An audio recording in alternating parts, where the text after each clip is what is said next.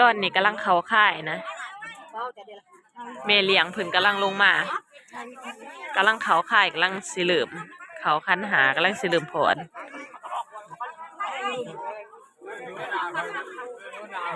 ปีนี้คนบ่หลายปานใดคือแต่ละปีคนจะเต็มเลยนะ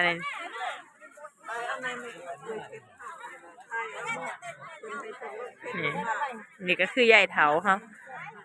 คือยายเถาเพิ่นก็จะลงนั่นนะ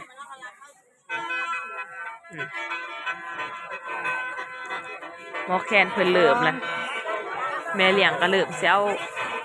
ลูกสากเพิ่นลงไปผอนแล้วนะ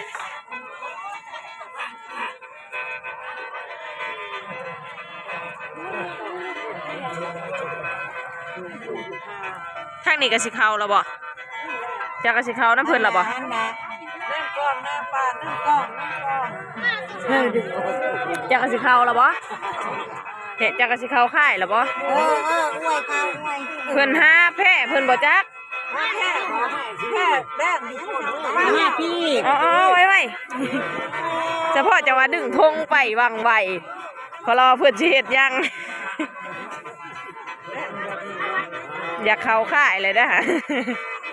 ไปเอาก่อนที่ให้เรายืนหน้าเลยบ่ได้เอาแต่แพ้อย่างเดียวบ่ได้เอาอย่างไรให้เราอวยนาเขา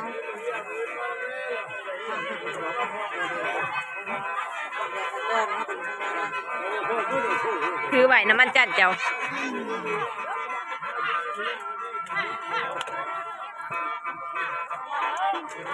บ่เดี๋ยวให้เราคอยอวยเองแล้วนะสาว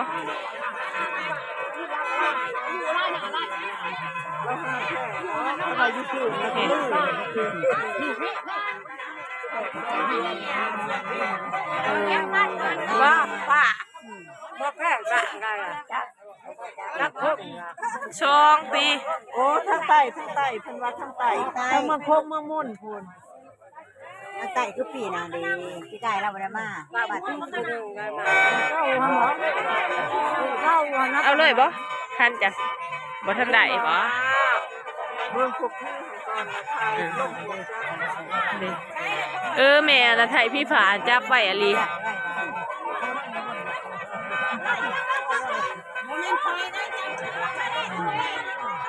ไทยพี่ฝาเพิ่นได้แล้วนะเพิ่นเลื่อนสั่นเลย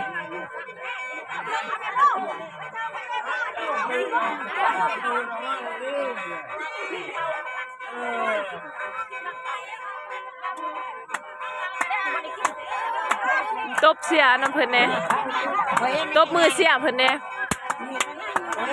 เห็นทางนี้ก็สิเข้าแล้วบ่อะ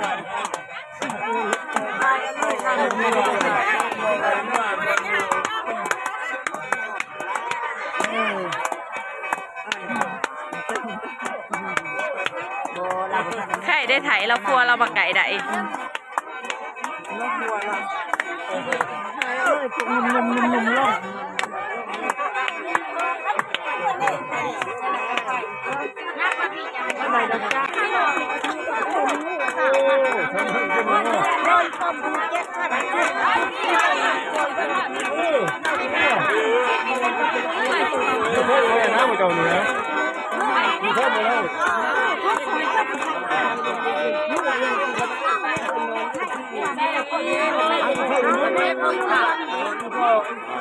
ไผ่บุมี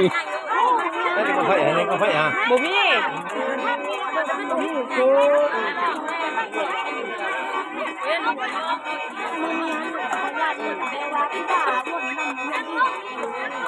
คือคาเสียเพิ่นก็จะเสียอยู่ข้างล่างนะ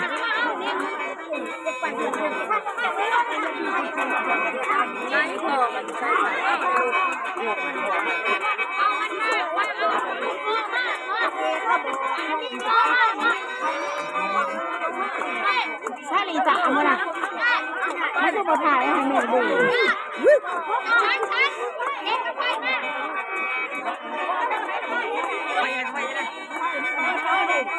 เอาเนี่ยแหละไ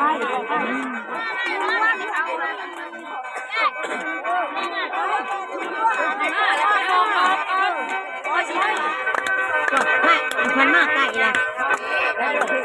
ก่กับบ่ท่านหาวกับบ่ท่านอยากเขาได้บ่ท่านหาวบ่ท่านอยากเขา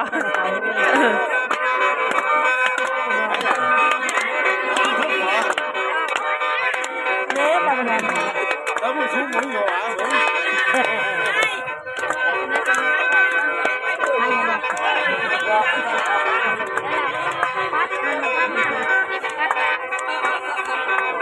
ยินนะ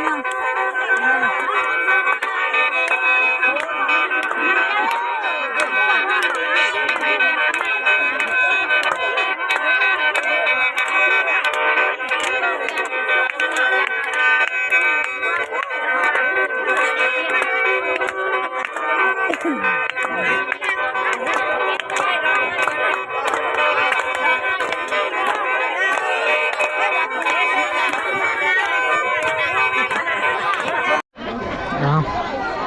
กราบทักทายสบายดีตอนค่ำๆทุกคนตามแต่จริงในบ้านก็อัดแต่เว้นแหละ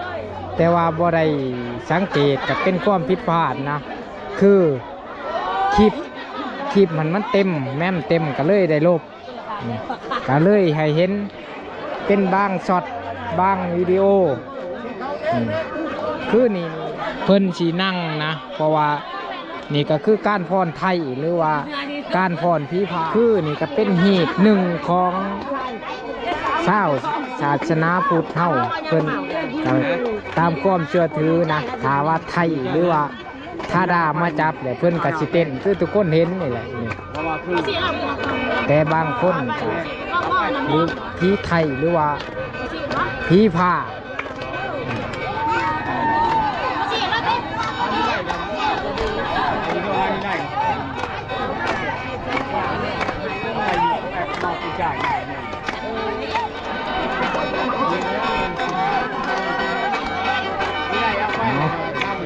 คือนี่หันเพิ่นสีเป้าแค้นตลอดแจ้งนะ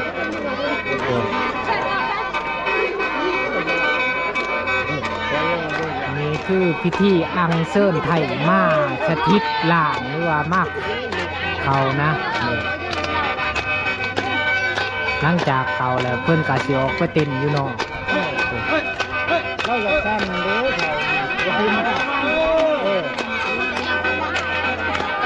สั้นแล้วก็แหละ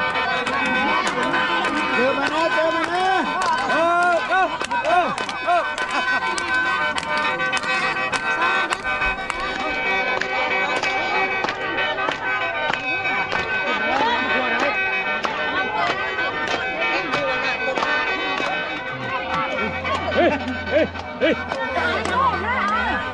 ไป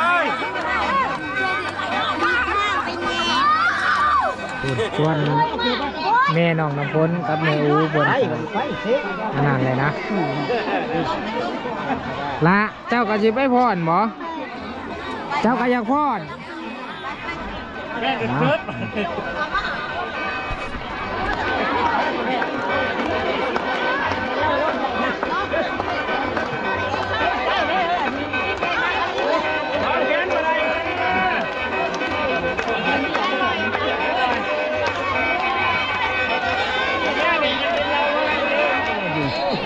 จะเบิ่งได้ยังพังลำน้ำดีถ้าว่าเท่าไหร่มันงามจังวะ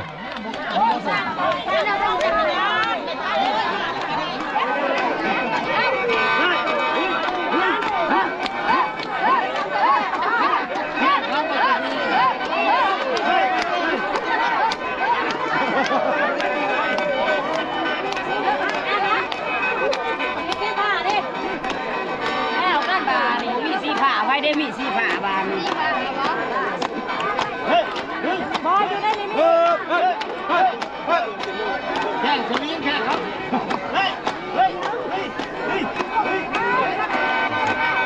สวิงมาเลย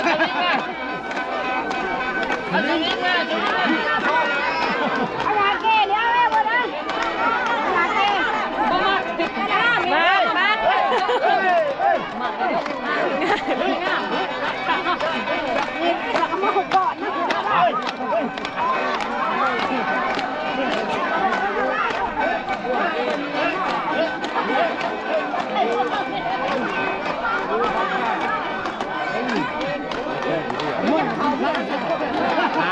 แต่หัวค่ำลูกไปเจ็ดแต่หัวครึ่ง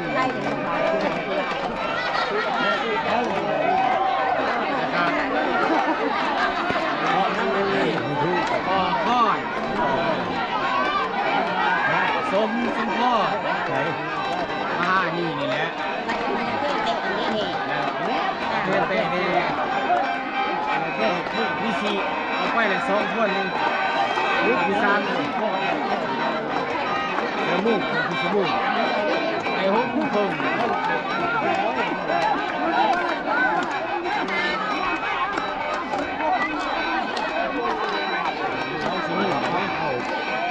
แย่งได้เต้นเลยนะครับเต้นลูกที่สติแค่โอ้คน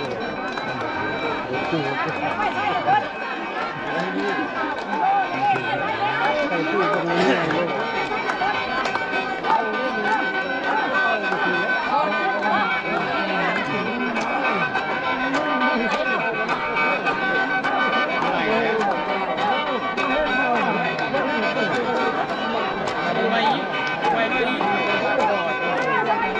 เก็บกันในแอวเพื่อแล้ว พอจะไปเก็บ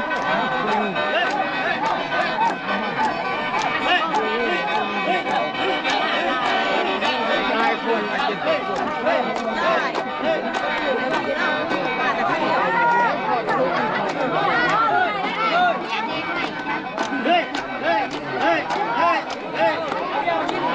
ทำไมจะดีนี่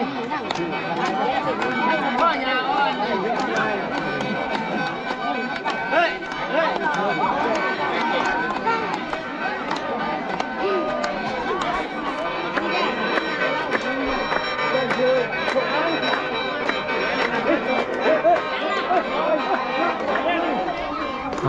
ตอนนี้คนก็เริ่มบ้างเลยทุกคนเพราะว่ามันก็เริ่มเดึกแล้วนะนายพรานเองก็สิขึ้นก้อนบัดนี่หลังจากฮอดเที่ยงคืนแล้วก็บ่ว่าสิเป็นหมอแค้นเพิ่นก็สิพักผ่อนแล้วก็ตกมาตีหนึ่งเพิ่นก็สิผ่อนต่อจนฮอดแจ้งไปบัดนี้ โอ้ได้ยังเพราะมันเคยลงเขาไปไกลๆแล้วเนี่ยเขาไปไกลๆแล้วเนี่ยแนบห้าแล้วฮะ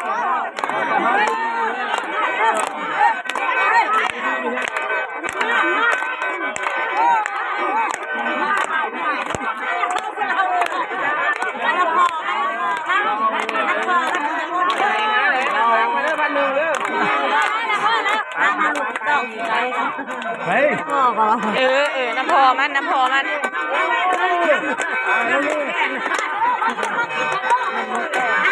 โอ้ได้ยังเพราะมันเคยลงเขาไปไกลๆแล้วเนี่ยเขาไปไกลๆแล้วเนี่ยแนบห้าแล้วฮะ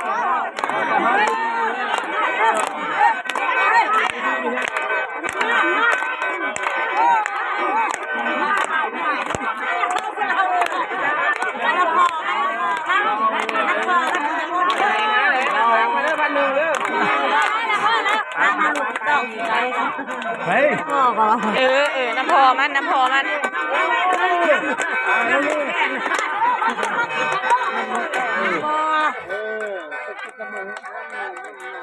ไปเลยเพชรจับ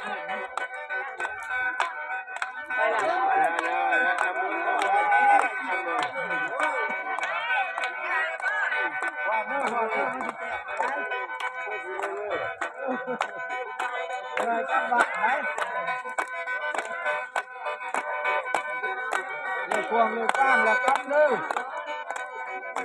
พี่น้องเลยไปโค้งเลียนลักไส้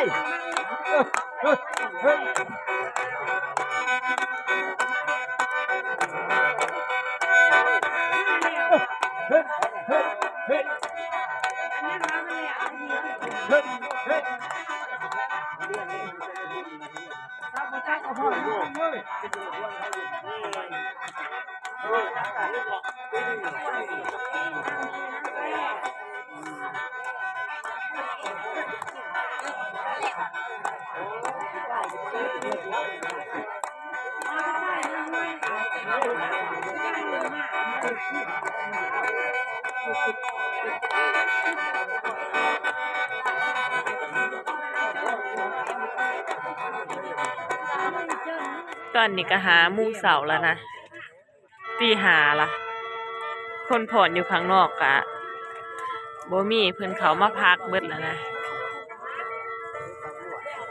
ทางนี้ก็เป็นคาเซีย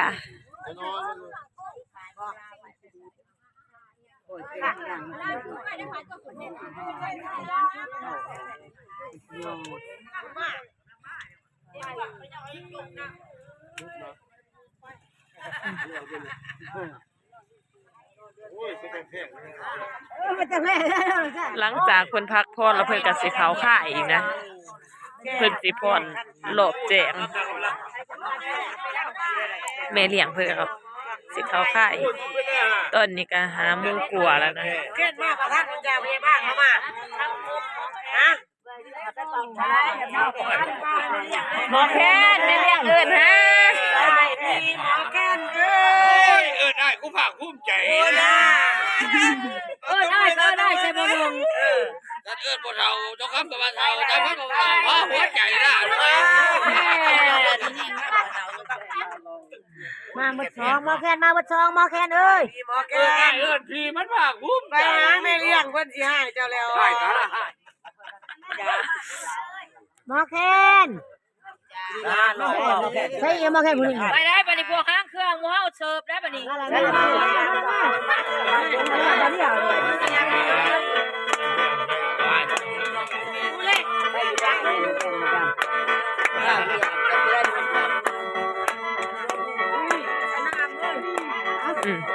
ออกสนามโอ้ยโคตรตัวน้ำยำโอเคลูกชายแล้วก็นั้นบอกโอ้ยงูแล้วข้าหัวใจล่ะมาพี่หามันก็ต้องไปบัดนี้บ้านก่อนพี่น้องเอ้ย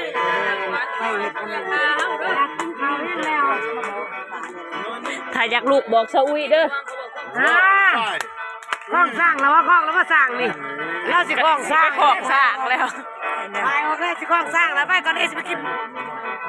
เนี่ยแหละมาเริ่มมากล้องสร้างแล้วก่อนนี่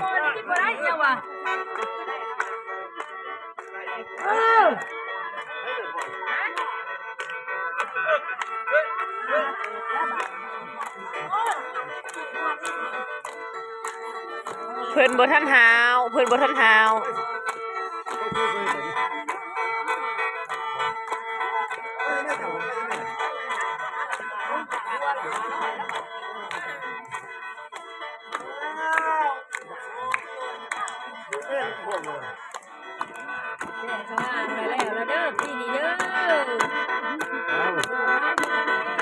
นี่แหละมันทัวเอาสิไปแล้วบ่ทางนี่ได้ว่าประจำเว้ยประจำเด้อ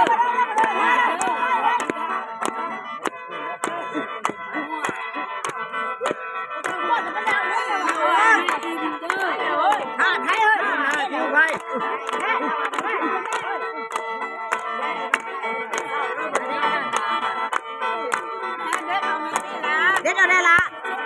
เด็ดเอาแน่เด็ดเอาไปบ้างเจ้าเชื่อนั่นได้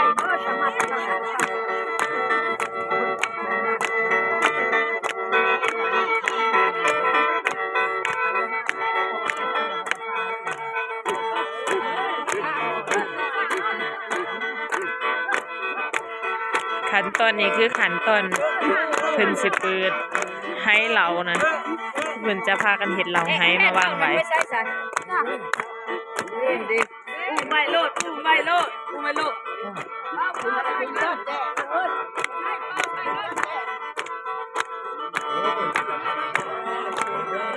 ที่คลองเราไปที่คลองเราน้องไปตู้ไปกันของอะไรเนี่ยนะก็ของสามครับของสามของไงโอ้เอาตัวได้ก่อนทางนี้หรอทางนี้หรอเอาตัวนี้ก่อนเลยได้บ่แก้บ่ไปยังจะแก้บ่ได้มันได้แก้ได้อยู่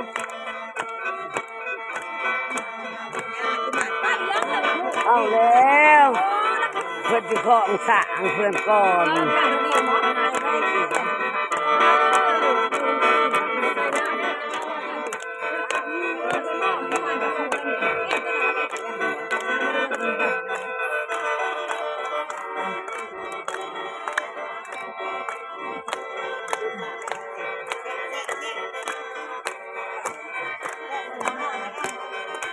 ควรเขาจำกับแม่เลี้ยงเพิ่นก็มาเปิดให้เหล่าแล้วนะ เอามาเลยเอา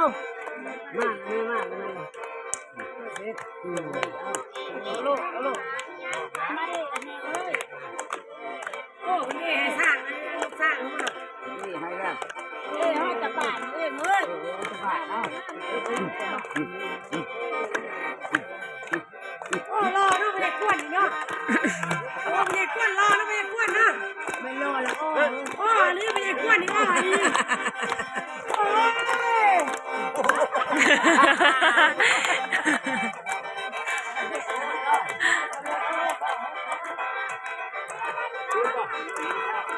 ยมีก็ได้แล้วยังลูกเฮ็ดน้ำงามนี่นี่ได้แล้วพ่อป้าหน้ามือเช้า เฮ็ดเป็นก็มือได้เล่นแม่ บ้านเนาะไปเลยโอ้ยบ้านเดียวก็ได้เลย จัก ยักษ์จังเนาะเรื่องลูกขึ้นบ่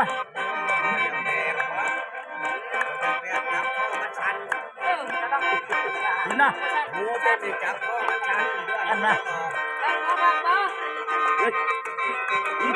มันเจอที่ไป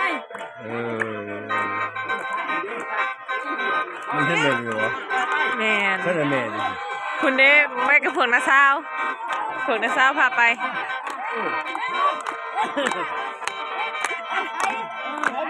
อันนั้นบ่เอาหนักมาให้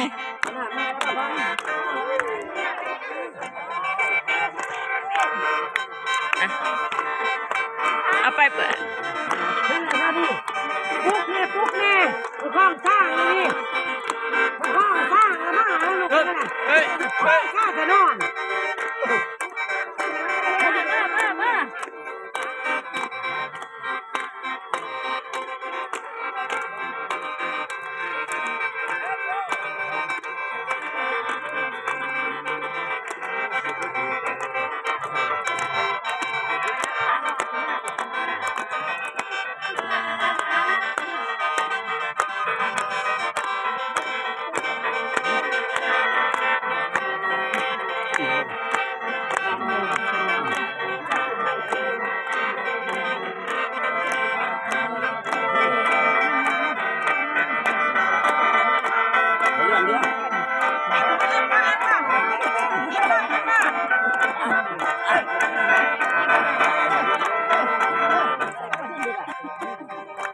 ยังเป็นขามุกไปไล่ใส่เนี่ย เอามาดูมาเนี่ย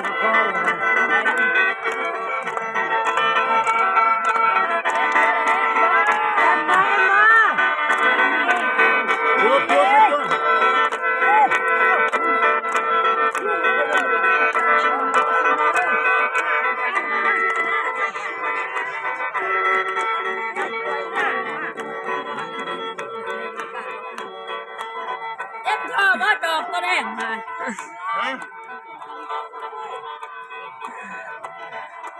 นั่นแหละเราให้ได้กัน พี่ ได้ดูดอยู่ค่ะ คุณกะมี่พี่กะมี่ เขาไปยินไปแสบเหรอ ตอนนี้เพิ่นก็กำลังจะมาหนังค่ายแล้วนะเพราะว่าเพิ่นจะเลิกค่ายแล้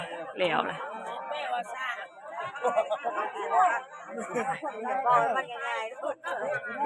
การเลิกค่ายเพิ่นก็จะเอาค่ายแม่เลี้ยงขึ้นก่อน แยกกันทัดแยกกันแท้แม่เอา